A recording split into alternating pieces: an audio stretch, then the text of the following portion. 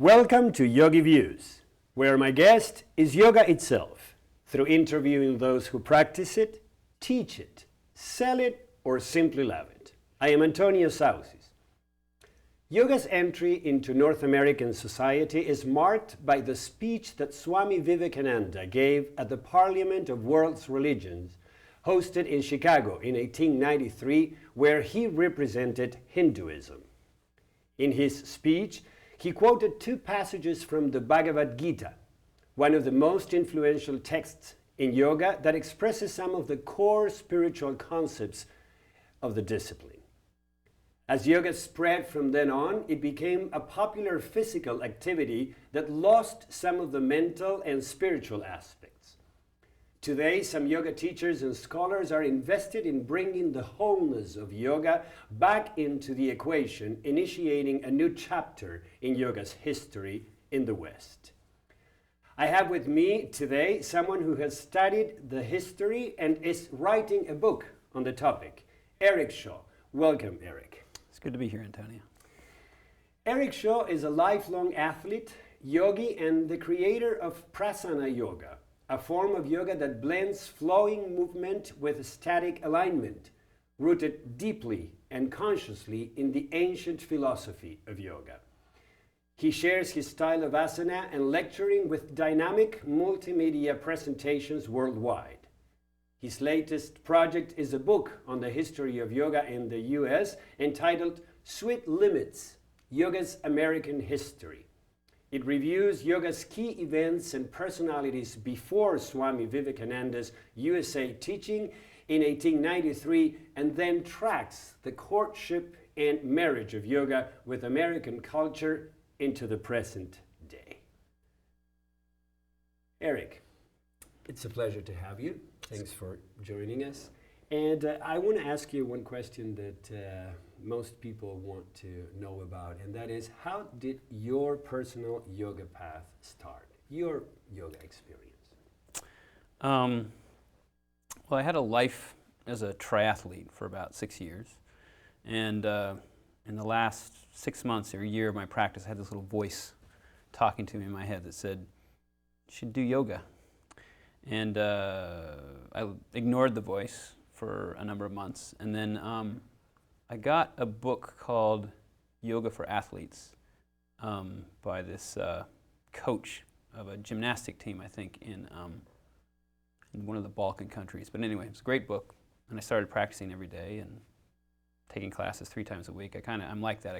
I'm a gestalt guy. When I do something, I do it completely, and I love routines. So I started practicing yoga every day, and within 6 months, I'd given up my triathlete career and had focused on yoga. Now, this was your entry into the yoga world, but interestingly enough, you bring back in a way the philosophy of yoga. Did this book, initial book you got in touch with, included it? Not as I recall. I don't think it had much to do with it, and actually, at the time, I wasn't too intrigued with it. For me, it was pretty much a physical practice. I mean, I was aware that it had spiritual elements, but at that time in my life, I was still looking at it through an athletic lens. And I think I enjoyed the aesthetics of it, the beauty of the practice. And actually, it had moved me. It had moved me psychologically, if not spiritually. The first couple classes I'd taken actually brought me to tears. And so that intrigued me. There was something there that I wanted to find out about. It's like I wondered, like, why did it do that to me? It was curious, and so I think that pulled me in. That was another thing that pulled me in. And when did the spiritual aspect came in? That's a good question. Well, I'd started doing Siddha Yoga, which follows Guru Mai Chidvilasananda back in 1991. And so I had an experience with the Hindu tradition from there. That was a deep experience for me. That wasn't formally connected up with the physical practice of yoga for me from the get-go, but I'm kind of philosophically inclined. I've been attracted to Western philosophy and then Eastern philosophy, and so the way that yoga was kind of backed up by the whole Hindu tradition that must have become apparent to me at some point. I mean, I don't remember exactly when, but when I decided I made a jump to PhD studies in 2004. I wanted to study the Hindu tradition and understand the philosophy. We'll go back to both the history and more the philosophical aspects of yoga in a moment. But first, as I said in your introduction, you have created a form of yoga, style of yoga, prasana yoga. Tell us about this style. Well, in about 2002, I started studying in a style called shadow yoga, which is taught by a teacher by the name of Xander Amite. And it had a very different approach to asana. I'd studied Ashtanga, and I'd studied a mixed style of static yoga. But what his style of yoga brought to the practice was an understanding of how you move between the poses. And so I worked in that for about 8 years, and I worked with another teacher in San Francisco by the name of Arkady Shurin, who also understood that same approach. But neither Xander nor Arkady had articulated what was actually going on. They were teaching this stuff, but I'm not sure what their understanding was because they never actually talked about, they never actually had a theory for what was going on between the poses, how the movement was happening between the poses, but this is what I was taking in. So at some point I looked at that very carefully and I codified it, and I realized how it was enhancing my practice, how it was rooting me in a meditative disposition even when I was moving through the poses, which is not something that anybody ever teaches. So I began to investigate that more, and it came to a point where it felt like I was teaching something that was unique. It wasn't shadow yoga, and I wasn't certified in shadow yoga either, and it wasn't Shivanata, which is what Arkady called his work. It was something else. And prasana is a word from the Hindu tradition which is a very simple word. It means to throw. And so there's this sense of like, how do we throw ourselves forward in the poses? How do we land in the poses? What happens between the stop, one stop and another stop? What happens between one static movement and another static movement? That's the thing that I wanted to investigate, and that's what I wanted to teach. What are the geometries that happen in the midst of pose work, in the midst of vinyasa yoga? And what is it that happens, or what is the core then of what you found happens? Core. Well, there's, just like, we have Iyengar's philosophy of static alignment in still poses, and that was further developed by John Friend. And there's other people like Paul Grilly who have added their own twist to how we set up a pose and what's critical in it. But that's still, we're just talking about static yoga in those systems. We're not talking about the kind of geometrical forms or the kind of things that happen in the midst of movement. In the midst of movement, we're actually dealing with space in a dynamic way. We're actually carving space with the body. We're actually making a range of predictable types of moves in the movement. There's wave movement. There's circular movement. Yeah. There's twisting movement. There's a way in which you activate space before you move through it. We're dealing with levels of consciousness. Yeah. We're seeing, before we do anything, we visualize it.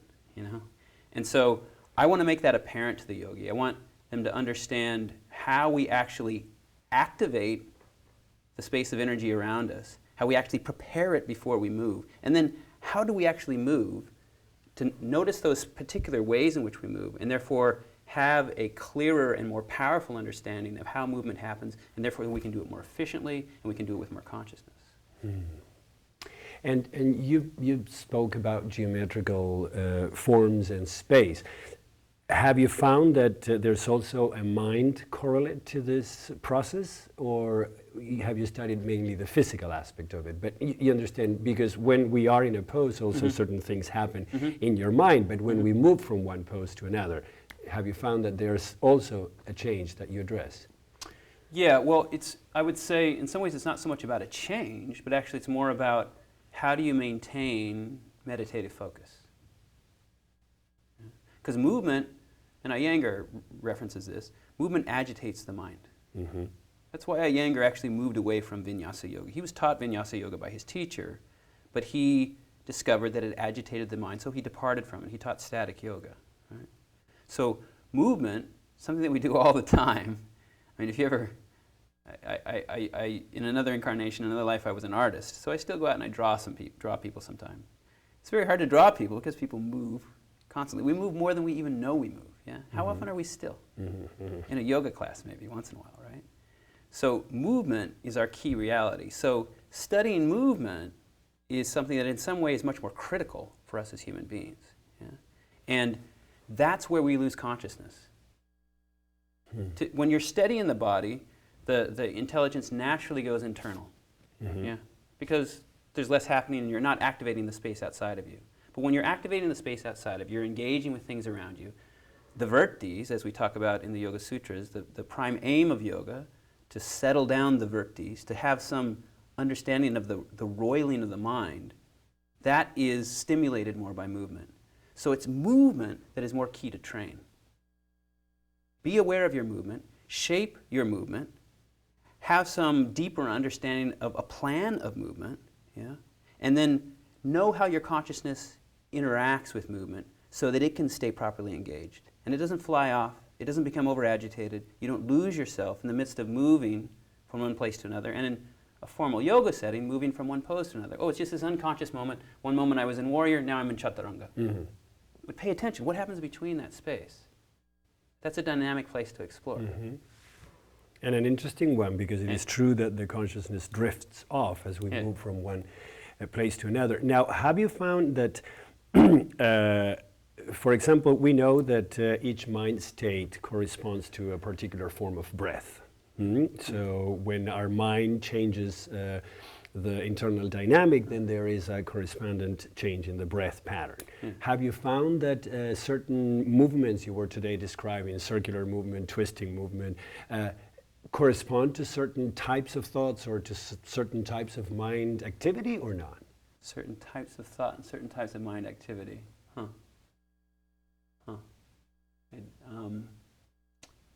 Think about how that might work. Well, I mean, when we go into a bind, say, the mind tends to become more, what we say tamasic in yoga. If you think about yin and yang, when we think about internal thought, more introverted thought, or more extroverted thought, which we would call yang, some movements take you more into a yin space. Yeah, they take you more into a tamasic space, and some movements take you more into a yang space. Yeah, what we call a rajasic state in the Hindu tradition. So that there's a progression that happens, either from tamas to rajas or from rajas to tamas, that happens in the course of changing positions with the body. Because the body can be leveraged into emotional and mental states by putting it in certain positions, or what happens more often, more unconsciously, is that our mental states leverage the body. Yeah. I'm walking around like this because I don't feel good, or I'm walking around like this because I feel great. Yeah. But if I consciously do this, then I can make myself feel great. Yes. Yeah. That's elementary. Yes. What would you say is the if one is the unique contribution of prasana yoga or prasana yoga to yoga at large? Yeah. Well, I guess I would say it's that. It's learning how to stay grounded in movement, and also having a kind of a deeper understanding of yoga aesthetics and how they serve your yoga, right? Because yoga is beautiful when it's static, right? And it's functional in its beauty because a beautiful form is also a stable form. It's also an elegant form in which energy travels. But to do that in movement is a bit more of a complex thing. To create a proper aesthetic, a proper understanding of a geometrical form that expresses itself in space as you move from one pose to another, that's a contribution because no one's really teaching that or exploring that or giving us that in yoga practice. I mean, I feel like I offer that, and then I offer, a little bit of a deeper understanding of history and philosophy too. Because perhaps some other teachers can address, as you were saying before, how to move from a posture to another, but to remain with the intention of a meditative, to remain within a meditative intention is yes, something that you address as a contribution. Now, do you train teachers to teach this form, or are you the only one doing it? I haven't set up a formal training yet. So That's yet right to now come. is your unique contribution. Yeah, I mean, I've taught it in workshops, and I do teacher trainings for other people where I sometimes talk about this practice, but I've yet to really launch it. Uh-huh. Do you include the breath in the process? Yeah, of course. Yeah. And how so? Because when you were speaking before, I was reminded of Rama Yoti Bernard, for example, who is someone that by keeping the breath active and by keeping the mind engaged in the breath from one pose to another, in a way she tries to accomplish at least the consciousness, the stability of the consciousness. Do you include the breath in this, or is more of a form?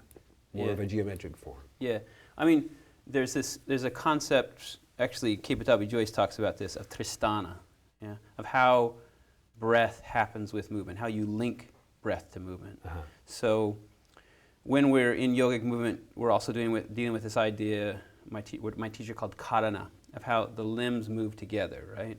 One limb might move faster than the other limb, but it still has a relationship of how they move together in space. And so there's also karana in breath. Yeah? Tristana, the movement of breath with the body, is karana if it moves in exactitude. Yeah? So the breath is sometimes being constricted in a pose, sometimes it's being opened in a pose, and you pay attention to that quality, and it's like what the breath is doing is it's activating the circuit of the movement. It's like the electrical charge which vivifies, which wakes up the pose, which gives it energy, which is the same as in static yoga as well, right?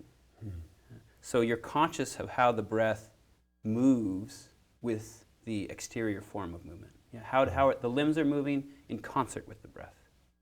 Yeah? What yoga is bringing, or what is the need that yoga is satisfying in the present American society? Well, I wouldn't say it's one need.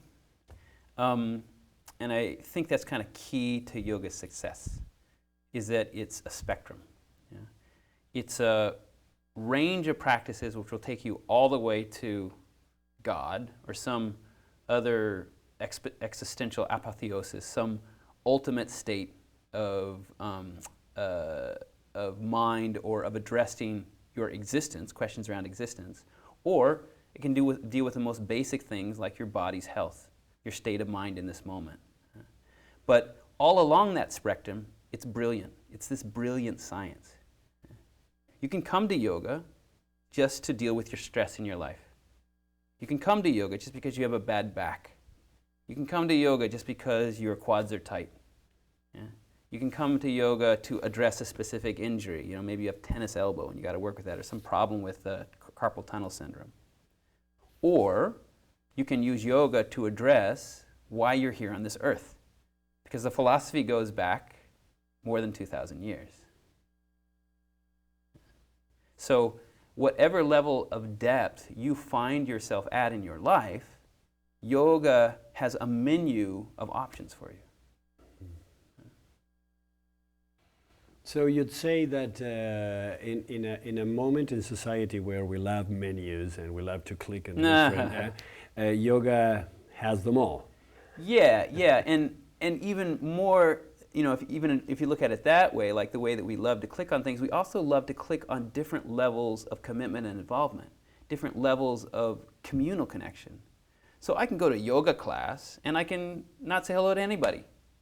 I can go in, pay my money, take my class, never talk to the teacher, never talk to anybody, walk out the door. I can have a completely internal experience, or I can hang out after, I can meet somebody, maybe I can go to a kirtan, you know, and meet people that way, or connect into a community like, say, Anusara Yoga, where a community is more focused on, or get trained in some system where I meet people in a yoga teacher training and hang out with them for months. It can be communal or non-communal. Mm-hmm. So even at that level, there's another spectrum of participation which is open.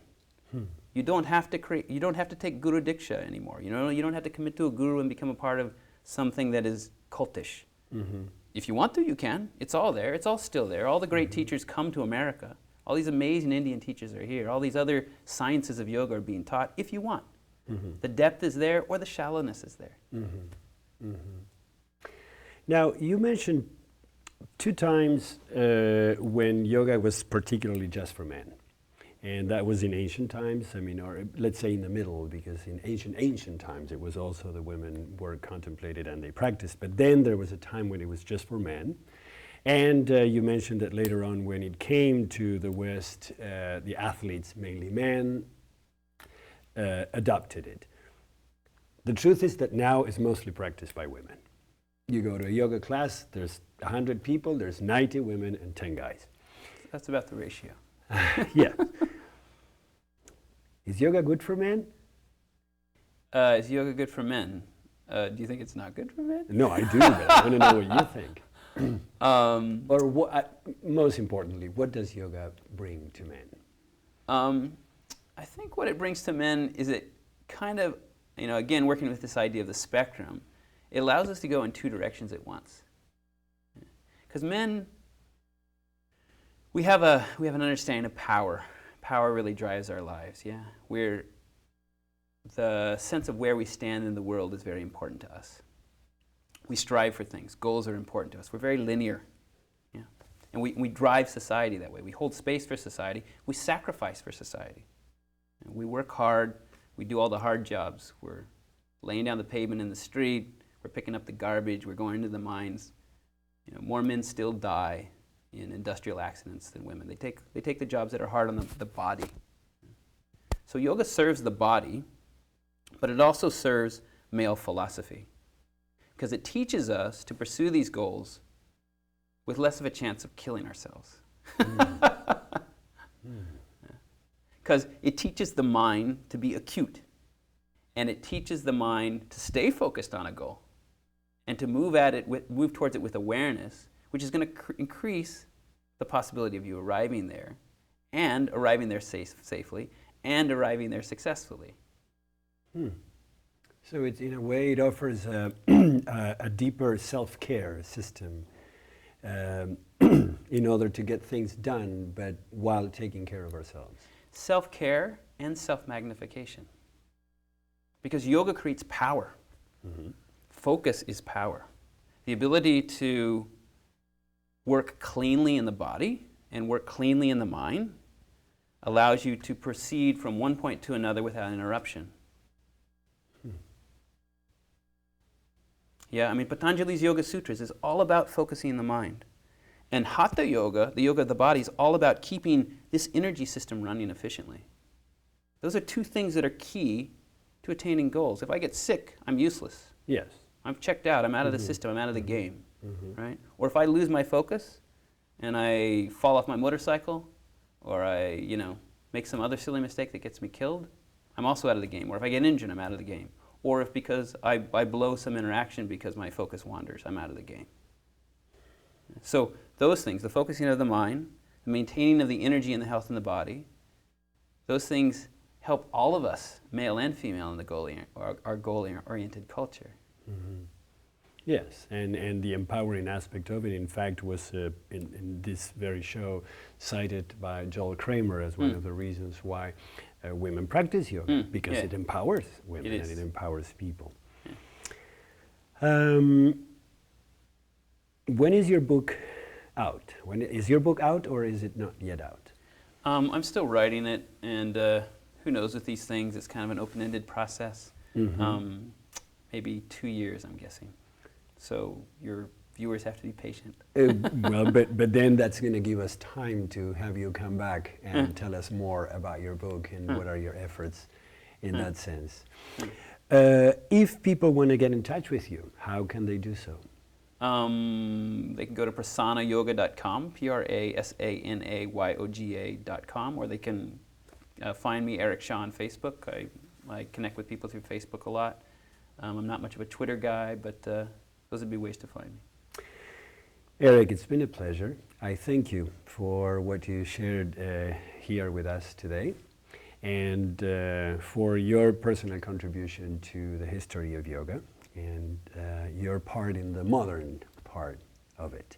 And as I said before, I hope to have you again before your book is out, so you can tell us more about it. And thank you for being with us. Good to be here, Antonio. Blessings to you. Blessings. I'm honored. This was Eric Shaw, a lifelong athlete, yogi, and the creator of Prasanna Yoga, a form of yoga that blends flowing movement with a static alignment, rooted deeply and consciously in the ancient philosophy of yoga. He shares his style of asana and lecturing with dynamic multimedia presentations on worldwide. His latest project is a book entitled Sweet Limits, Yoga's American History. It reviews yoga's key events and personalities before Swami Vivekananda's USA teaching in 1893, and then tracks the courtship and marriage of yoga with American culture into the present day. I hope you have enjoyed our show today, and if you want to let me know what you think, shoot me an email at antonio@yogiviews.com, and I hope to see you the next time.